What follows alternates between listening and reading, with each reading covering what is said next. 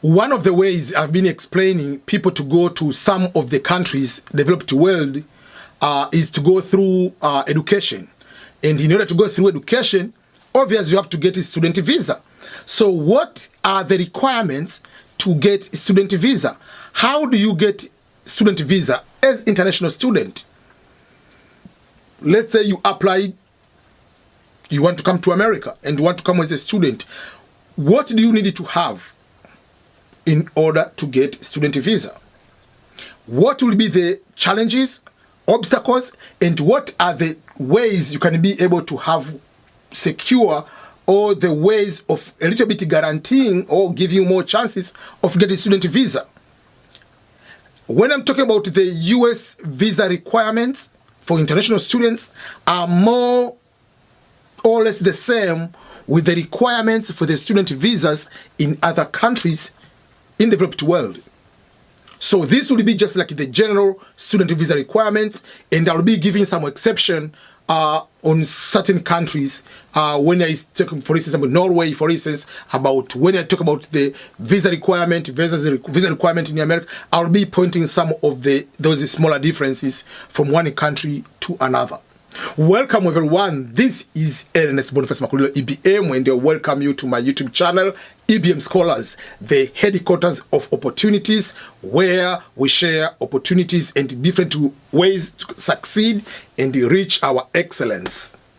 If today is your first time to come to my YouTube channel, thank you, and consider subscribing to my YouTube channel.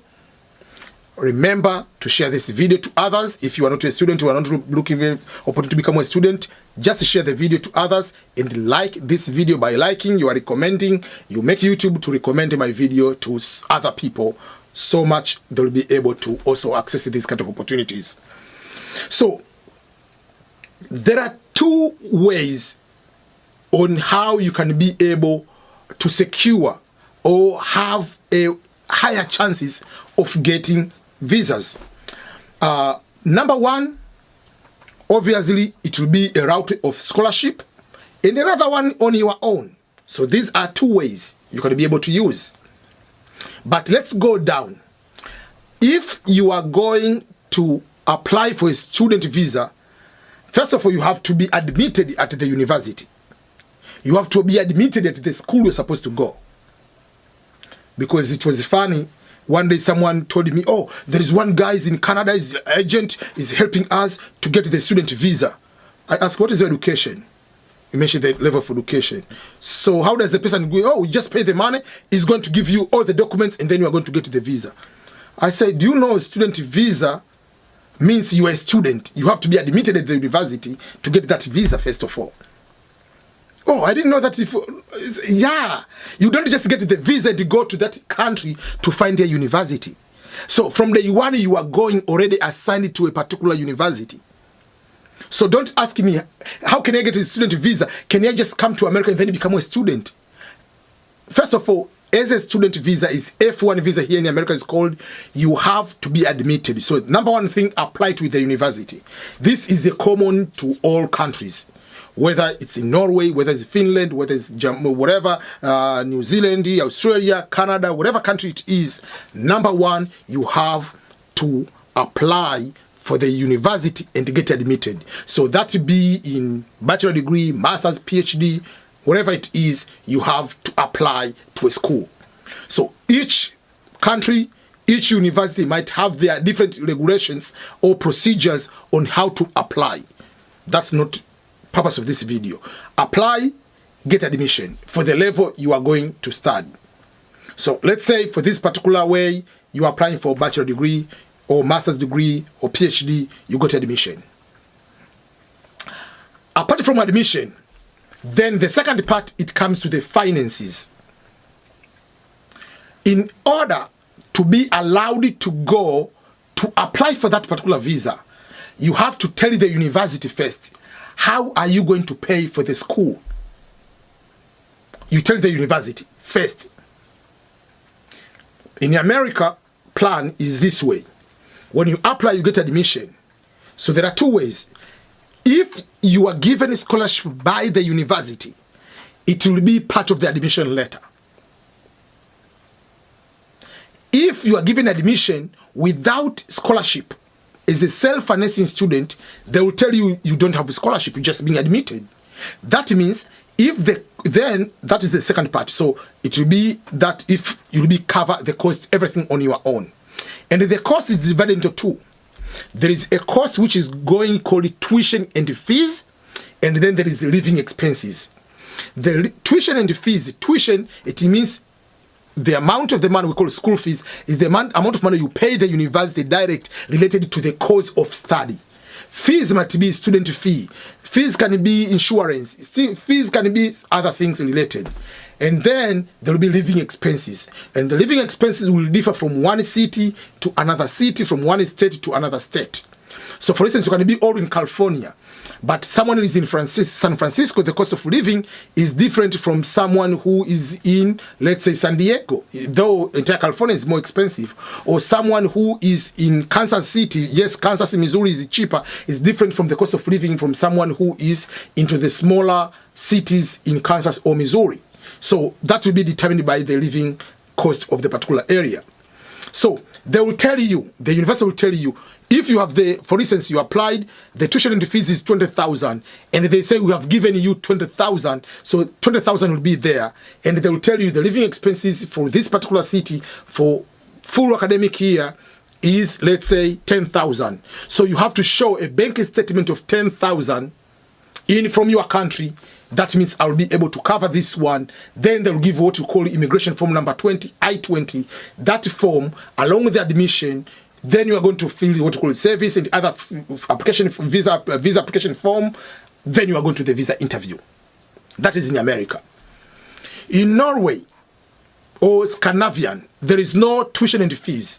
So if there is no tuition and fees, when you apply, if you get admission, obviously there will be no tuition and fees is this amount. There is no that one. There will be living expenses.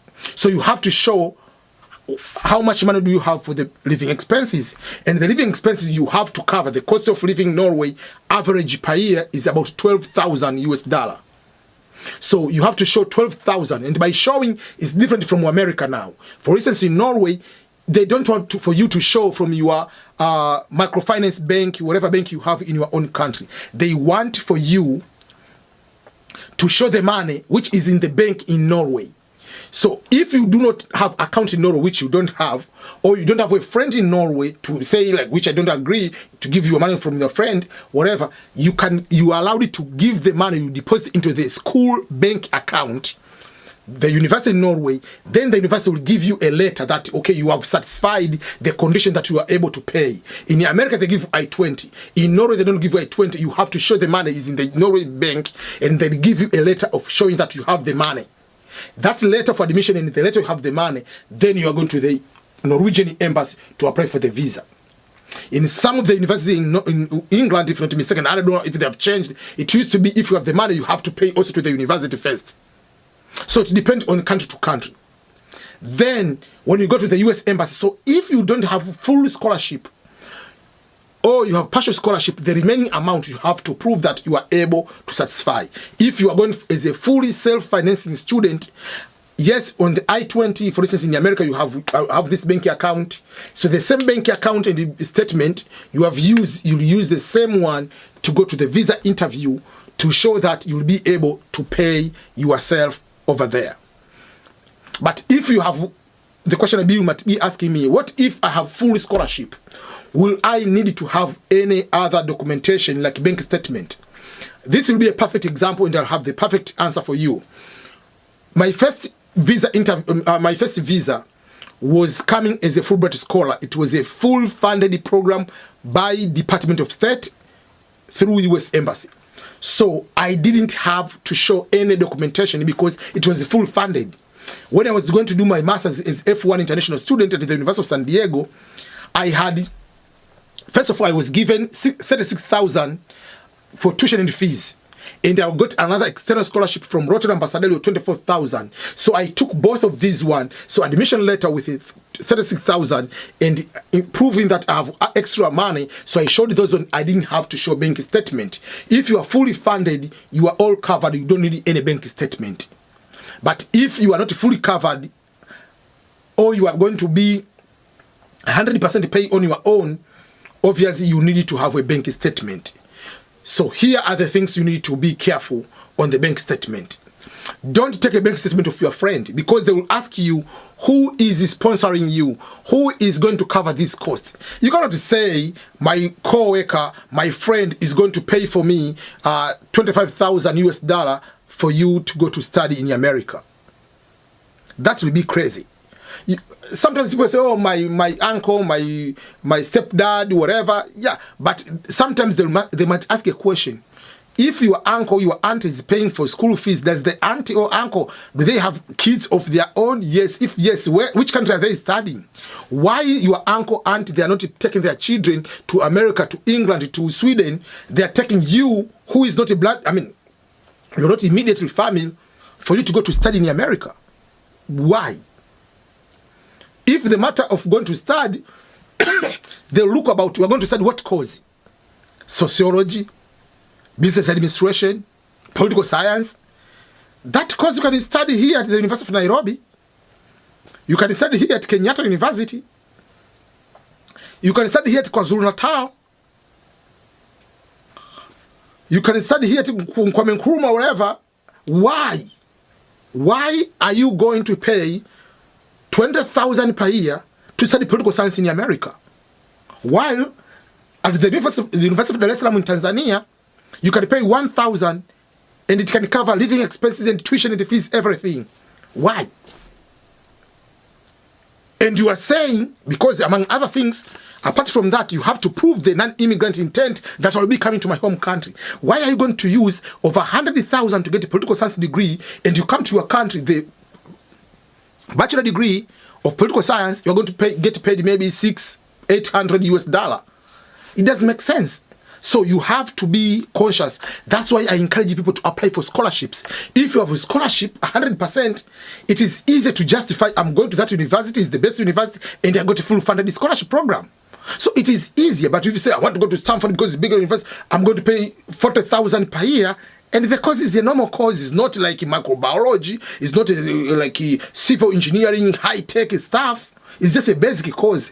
Be careful on that one.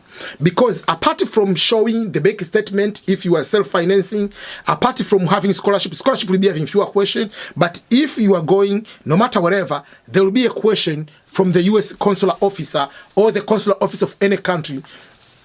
They will ask you, will you be coming back to your home country? They can ask blank like that way, or they can ask, prove to me that you'll be coming home after your studies. In America, we call proving non-immigrant intent. Why? Because by law, by the U.S. visa policy, it says as follows. The U.S. regulations require the consular officer who considers your visa application to assume that you want to become immigrant or to remain in the United States on the permanent basis, to become green card holder and later U.S. citizen. In order to qualify for international student visa, F1 or J1, whatever, you must prove that your visit or stay to the United States will be temporarily, in the nature that you will be returning to your home country after completion of your studies in that particular country. Consular officers call this as non-immigrant intent, proving to them that you'll be going there on the temporary basis, stay in that country for the duration of stay prescribed by your degree program. After finishing, you'll be coming to your home country. And what are the things which will be able to be convincing the consular officer of whatever country it is to show that you'll be coming to your home country? Is the stronger ties, stronger financial, you have employment, family ties of your country. Those will be able to help. Do you have a home? What kind of employment? Do you have business? What assets do you have? Not just by saying, I'm very committed, I'm likely, I want to come back because I love my country so much. Those are just unnecessary words. So those are the things you need to know and plan ahead. That's why I convince every time people to apply for scholarships. At the end of this video, look above here, there is this book, PhD Scholarships for Africans in the United States. This book has 498 pages. I give this book for free. In the description of this video and in the comment, I'm going to put the link where you can be able to get scholarships. But this is not just because I've studied PhD. Over 40% of this page is giving instructions on how to apply and get scholarships, whether it is in America, whether it is in Europe, whether it is in Australia, whether it's in New Zealand. Those procedures don't change. Recommendation letters, statement of purpose, writing good resume, making good applications. All those kind of things don't change. No matter where you're applying, whether you're applying for bachelor, master's, PhD, these steps are here. So get this free book through the download, so that once you get full funded scholarships, you'll likely be able to be getting scholarship and getting the visa without a problem. But if you go to the US Embassy with your full funding and it's not your money, or it's not your parents' money, it's any other person, you have a very tough time to convince the consular officer that my relative, my friend, my neighbor is paying for my school fees. Good luck with that one. So thank you so much, each and everyone, for your continued support. Remember to share this video to others. Remember to subscribe to this YouTube channel in case you haven't done so. Goodbye, everyone.